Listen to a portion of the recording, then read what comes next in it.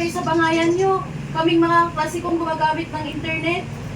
Nasa-search kami ng mga possible motivations para sa lesson plan na ginagawa namin.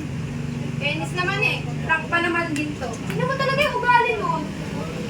Hayaan mo na, sige, focus ka na dyan. Sunshine, may mga search ka na ba?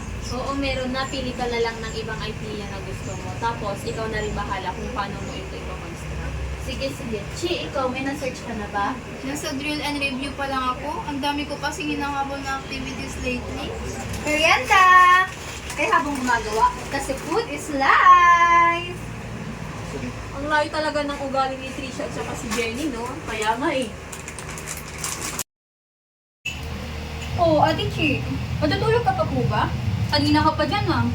Tinatapos ko pa kasi itong lesson plan ko. Passing kasi namin bukas. Gusto mo po tulong? Para makatulog ka na rin po. Baka malate ka pa po bukas eh. Carry lang, malapit naman na to. Tsaka ikaw, tapos na mga models mo. Ako pa ba ate? Siyempre naman po, ayoko kayong matambakan ng mga gagawin. Mabuti naman. Mamaya umiiyak ka na naman dahil di mo maintindihan mga sasagutan mo. Hay, sinong di maiyak dun ate? Ang hirap kaya kapag hindi nadidiscuss yung mga lessons. Tapos, wala pang maayos na instruction.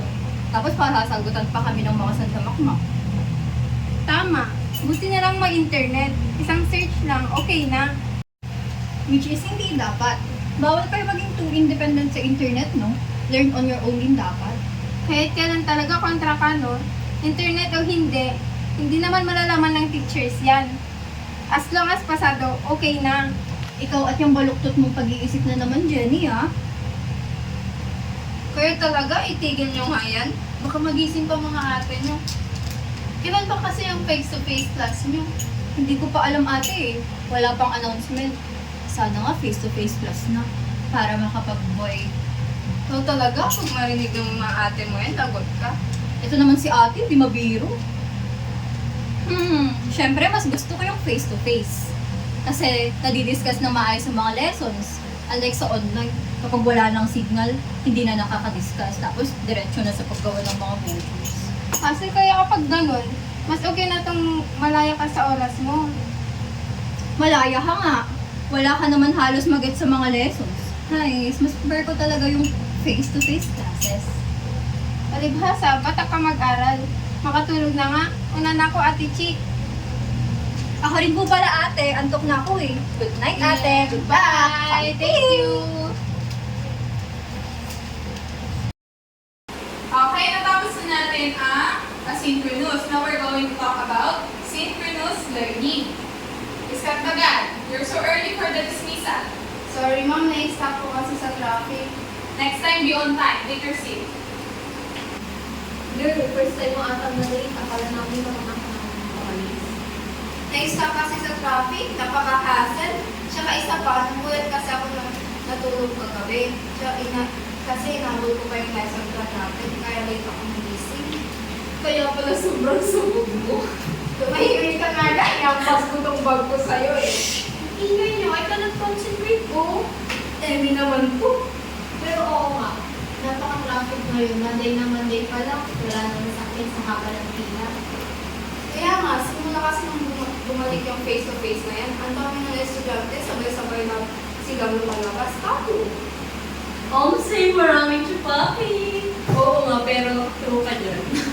Magsitigil na kayo, tama na yung huwag mo na yung mahal-mahal na yan. Ang mahal na nga ng pamasahin. Tama.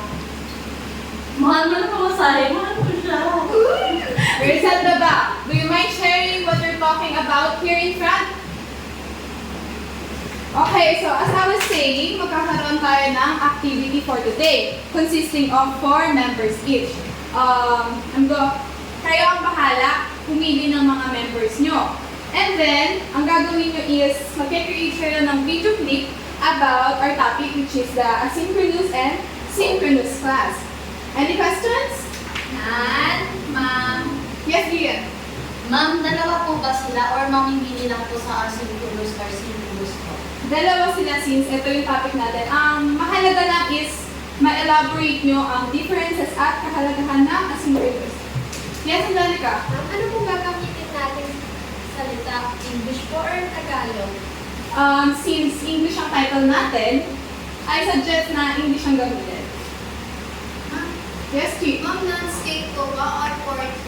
Mas okay siguro if landscape para makita. Or entry basta ma-elaborate ng maayos yung topic mo. Okay, anything else? Okay, so I'm gonna leave you for today for the early dismissal. Goodbye, class. Goodbye and thank you, ma'am.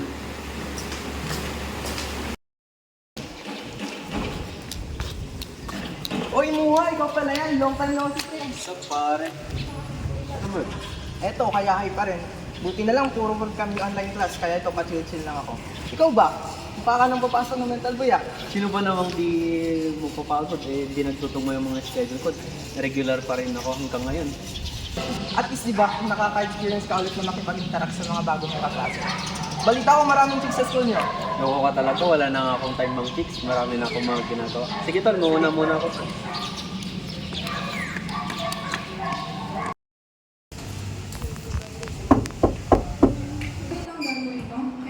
Morning, ma'am. Ma'am, I just want to ask kung ano pong group ko sa video clip. Oh, Mr. Muhammad, bakit hindi ka na nagpakita? Ma'am, ngayon ko lang po kasi nakuha yung schedule ko. Medyo magulo po kasi. I see. You can go to Miss Chi's group. Is that okay, Miss Katmagan? Yes, ma'am, no worries po. Good. Escort him and make sure that he make himself a friend and make him comfortable. Okay, ma'am. Okay. Thank you, ma'am. Education is the passport to the future, for tomorrow belongs to those who prepare it for today. Asynchronous or synchronous, do not stop learning and dreaming. Whatever difficulties you face, keep on moving forward as a brighter future awaits you.